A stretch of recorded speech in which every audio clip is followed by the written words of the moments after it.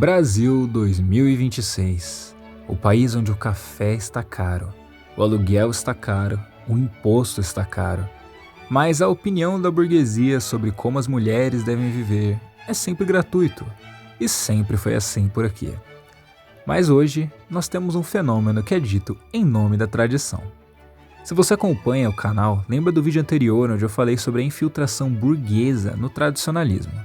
A galera descobre a missa tridentina, compra uma capa preta, abre um curso online e decide que de repente é o novo Santo Tomás com Wi-Fi. Pois bem, hoje é hora de falar sobre o elefante na sala. A maneira como parte do meio tradicionalista tem tratado a mulher e como isso não é doutrina católica, é ressentimento com verniz mariano. Então respira fundo, porque hoje a conversa é necessária. No vídeo anterior, eu mostrei como o meio burguês entrou no tradicionalismo católico, trazendo algumas coisinhas específicas, como vocês lembram, estética sem profundidade, autoridade sem formação, moralismo sem teologia e insegurança disfarçada de firmeza. E quando essa mentalidade encontra um tema sensível como o papel da mulher, ele não produz doutrina, essa mentalidade produz uma caricatura. O problema nunca foi defender hierarquia. O problema é confundir hierarquia com opressão. O problema não é falar de maternidade. O problema é reduzir a mulher a uma arma biológica. O problema nunca foi amar Nossa Senhora. O problema é tornar Nossa Senhora um escudo para calar as mulheres.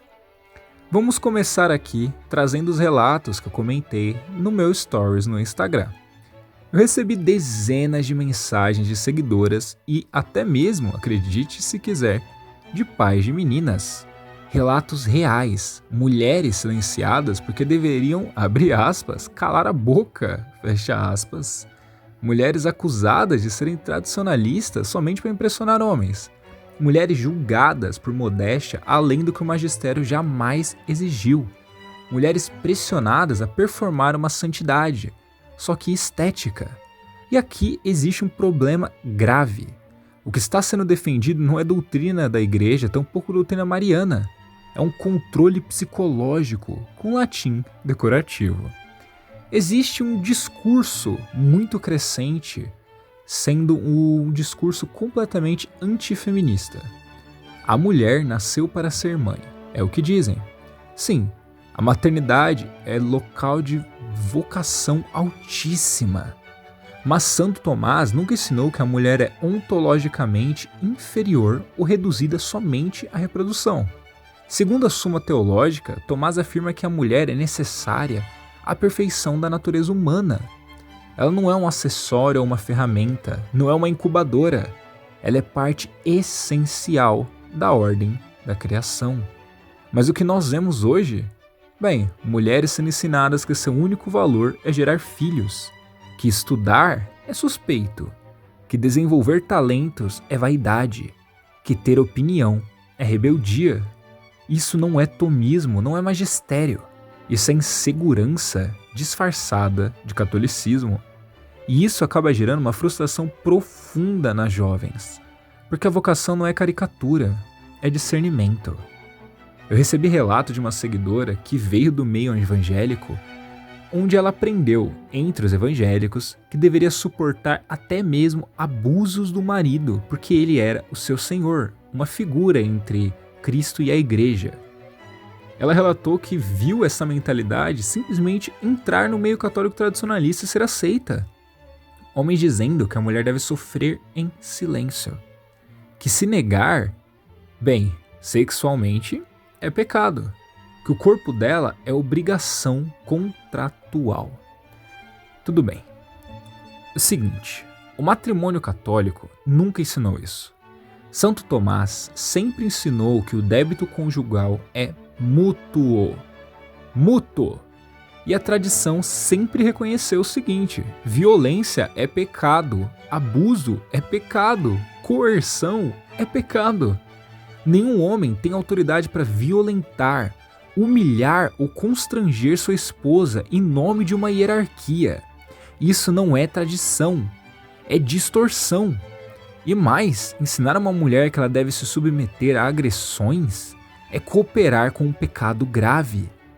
Outro ponto bastante relatado, e aqui a situação fica um pouco mais agressiva, são que mulheres são ensinadas que devem satisfazer constantemente seus maridos, especialmente em períodos menstruais ou de resguardo. É isso mesmo. Isso é um completo analfabetismo teológico, gente. A tradição moral da igreja sempre reconheceu a dignidade do corpo feminino e os períodos naturais. A igreja nunca ensinou compulsão sexual dentro do casamento. Mas quando a formação é feita por corte de Instagram e não por tratados de moral, o resultado se torna ideologia, não doutrina. Existe a partir disso um fenômeno complicado. Uma pressão gigantesca para que toda mulher se torne o arquétipo da Thread Wife. Vestido específico, comportamento específico, estética específica, personalidade diluída. A santidade de repente vira uniforme de cosplay. Nossa Senhora não é estética, é uma realidade espiritual. A mulher não deve ser um personagem de Pinterest. É uma pessoa com inteligência, com dons, com individualidade. Quando a estética substitui a substância, a mulher vira figurante no teatro do protagonista masculino. Vamos trazer isso aqui um pouquinho mais para um debate real. O Brasil de 2026. A inflação acumulada, o custo de vida é altíssimo, a insegurança trabalhista então nem se fala. Forçar uma mulher jovem a abandonar carreira, estudo e qualificação sem nenhum planejamento econômico não é romantismo nem doutrina, é imprudência. E a prudência é uma virtude cardinal. Os dados atuais do nosso país mostram que famílias com dupla fonte de renda conseguem manter maior estabilidade num cenário de inflação. Quando uma mulher simplesmente abandona a sua formação sem nenhuma estrutura para suportar esse momento, ela fica vulnerável na economia, depende integralmente do sucesso econômico do marido, que é dificílimo na economia brasileira. Ela perde completa autonomia em caso de crise e expõe os próprios filhos a riscos maiores. A igreja não proibiu as mulheres de trabalhar, não proibiu as mulheres de serem educadas, não condenou o desenvolvimento intelectual feminino. O que houve foram culturas específicas que promoveram, não o magistério romano. Então, o que é que a tradição diz de verdade? Santo Tomás sempre disse: a mulher é uma cooperadora essencial na ordem da criação. Já Santo Agostinho sempre disse que homem e mulher compartilham igualmente a imagem de Deus na alma racional. O magistério da igreja sempre condenou o abuso, violência e distorção da autoridade. A autoridade do marido é ordenada ao bem comum do lar, não ao ego, não ao controle, não ao prazer desordenado. Hierarquia sem caridade é tirania, e tirania não é virtude cristã. O que nós estamos vendo não é excesso de tradição, é falta de formação, é ressentimento tentando se legitimar, é burguesia tentando compensar fraquezas com controle doméstico. E alguém precisa denunciar isso, porque a mulher não é inimiga da tradição e não deve ser domesticada por ela. Ela é parte essencial do tradicionalismo. A igreja floresceu com santas, rainhas, mães e mulheres intelectuais. Reduzir a mulher é reduzir a própria civilização cristã. Temos que procurar uma resposta equilibrada.